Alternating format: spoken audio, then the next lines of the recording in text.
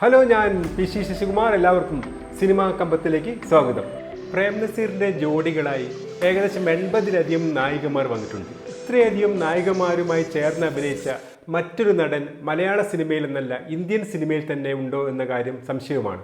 മാത്രമല്ല, പ്രശസ്ത നടി ഷീലയുമായി 100-ലധികം സിനിമകളിൽ പ്രേം നസീർ ജോഡിയായിട്ടുണ്ട്.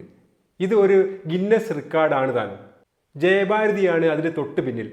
80ഓളം സിനിമകളിൽ ജയഭാരതിയുമായി പ്രേം നസീർ ഒന്നിച്ചഭിനയിച്ചപ്പോൾ ശാരദ, ശ്രീവിദ്യ, KR വിജയ തുടങ്ങിയ അനേകം അഭിനേത്രികൾ അദ്ദേഹത്തിൻ്റെ നായികമാരായി മാറിയിട്ടുണ്ട്.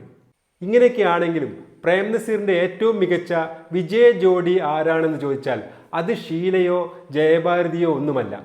പ്രശസ്ത നടിയായ വിജയശ്രീയാണ് പ്രേം നസീറിൻ്റെ ഏറ്റവും മികച്ച വിജയ ജോഡി. വളരെ കുറഞ്ഞ കാലത്തേക്ക് മാത്രമേ പ്രേം നസീറുമായി ഒന്നിച്ചഭിനയിക്കാൻ അവർക്ക് സാധിച്ചിട്ടുള്ളൂ. വളരെ നേരത്തെ തന്നെ മരണം അവരുടെ ജീവിതത്തിലേക്ക് കടന്നു വന്നു. 1974 വിജയശ്രീ മരിക്കുമ്പോൾ അവർക്ക് 21 വയസ്സ് മാത്രമേ പ്രായമായിരുന്നുള്ളൂ. മാത്രമല്ല, വെള്ളിത്തിരയിലെ ആയുസ് ആകട്ടെ അവർക്ക് 5 വർഷത്തോടടുത്ത് മാത്രമേ ഉണ്ടായുള്ളൂ.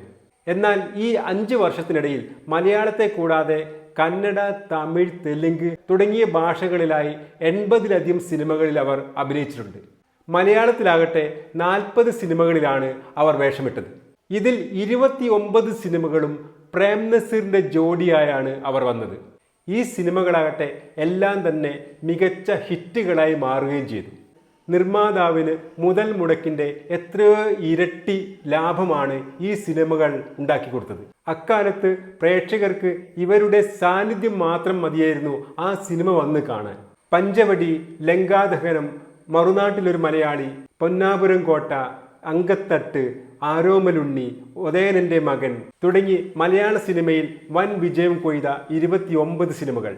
തൊട്ടതെല്ലാം പൊന്നാക്കിയ വിജയശ്രീ പ്രേം നസീർ കൂട്ടുകെട്ട്. അത് അക്കാലത്ത് സിനിമാ നിർമ്മാതാക്കളുടെ ഏറ്റവും ഭാഗ്യ ജോഡികളായിരുന്നു. വിജയശ്രീക്ക് മുമ്പ് ഷീലയായിരുന്നു മുഖ്യമായും പ്രേം നസീറിൻ്റെ നായികയായി വന്നത്. മികച്ച സിനിമകൾ ചെയ്തുകൊണ്ട് അവർ മുന്നോട്ട് പോകുന്നതിനിടെയാണ് രണ്ടുപേരും തമ്മിൽ ചില സൗന്ദര്യ പിണക്കങ്ങൾ ഉണ്ടായത്. അത് രണ്ടുപേരും തമ്മിൽ കുറച്ചു കാലത്തേക്ക് അകന്നു നിൽക്കുന്നതിന് കാരണമായി. പ്രേം നസീറുമായി താൻ ഇനി ഒരു സിനിമ പോലും ചെയ്യില്ല എന്ന ഉഗ്ര ശപഥമാണ് അന്ന് ഷീല എടുത്തത്. ഇത് അക്കാലത്ത് മലയാള സിനിമാ രംഗത്തെ ആകെ ഞെട്ടിച്ചിരുന്നു. കാരണം നല്ലൊരു ഓൺ സ്ക്രീൻ കെമിസ്ട്രിയുള്ള വിജയ കൂട്ടുകെട്ട് പിരിയുമ്പോൾ അത് രണ്ടുപേരെ മാത്രമല്ല ആ ഇൻഡസ്ട്രിയെ തന്നെ ബാധിക്കുമായിരുന്നു. ആ ഒരു സമയത്താണ് വിജയശ്രീ മലയാള സിനിമയിലേക്ക് കടന്നു വന്നത്. ആരെയും ആകർഷിക്കുന്ന അംഗലാവണ്യമുള്ള വിജയശ്രീ ഒരു മികച്ച നർത്തകി കൂടിയായിരുന്നു. അപാരമായ ഒരു സ്ക്രീൻ പ്രസൻസ് ഉള്ള അഭിനേത്രിയായിരുന്നു വിജയശ്രീ. ഷീല പ്രേം നസീറിൽ നിന്നും അകന്നതോടുകൂടി ആ ഭാഗ്യം കൈവന്നത് വിജയശ്രീക്കാണ്. വിജയശ്രീയും പ്രേം നസീറും കൂടി അഭിനയിച്ച പഞ്ചവടി വൻ വിജയമായതോടുകൂടി അവരൊരുമിച്ചുള്ള സിനിമകളുടെ ഒരു കുത്തൊഴുക്കായിരുന്നു പിന്നീട്. ആരെയും ആകർഷിക്കുന്ന ഒരു ഓൺ സ്ക്രീൻ കെമിസ്ട്രി ഉണ്ടായിരുന്നു ഈ രണ്ടുപേരുടെയും കൂട്ടുകെട്ടിന്.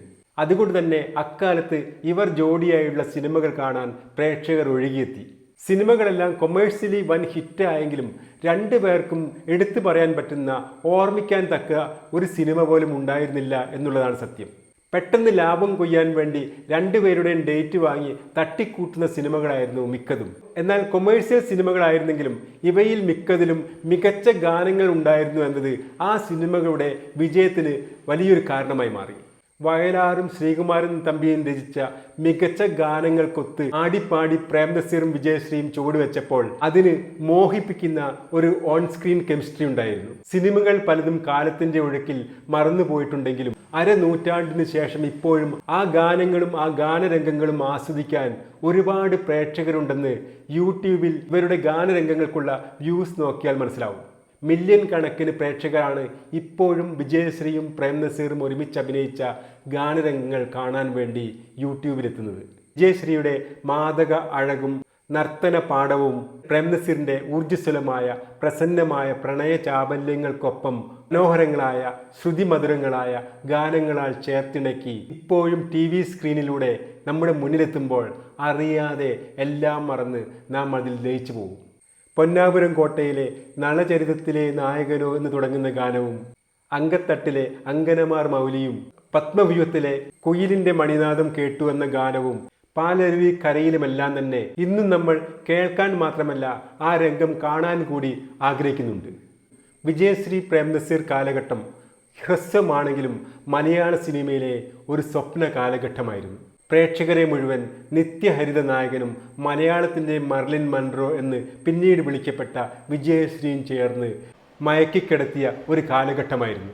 മലയാള സിനിമയുടെ കലാപരമായ വളർച്ചയ്ക്ക് ഈ കൂട്ടുകെട്ടിൽ നിന്നും മികച്ചതൊന്നും പിറന്നിട്ടില്ലെങ്കിലും സിനിമ എന്ന ഇൻഡസ്ട്രി തികച്ചും ലാഭകരമായ നഷ്ടസാധ്യതയില്ലാത്ത ബിസിനസ് ആണെന്ന തോന്നൽ സിനിമയുമായി ബന്ധപ്പെട്ടവരിൽ ഉണ്ടാക്കിയെടുത്ത ഒരു കൂട്ടുകെട്ടായിരുന്നു പ്രേംനസീറും വിജയശ്രീയും.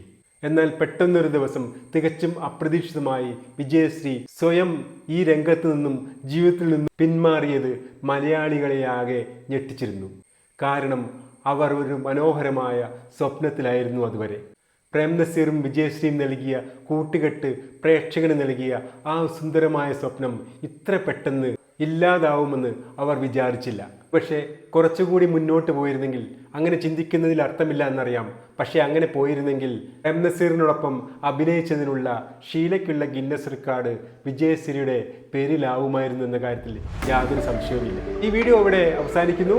ഈ വീഡിയോ ഇഷ്ടപ്പെട്ടെന്ന് കരുതുന്നു. ഇഷ്ടപ്പെട്ടാൽ തീർച്ചയായും ലൈക്ക് ചെയ്യുക, കമൻറ്റ് ചെയ്യുക, സബ്സ്ക്രൈബ് ചെയ്യുക.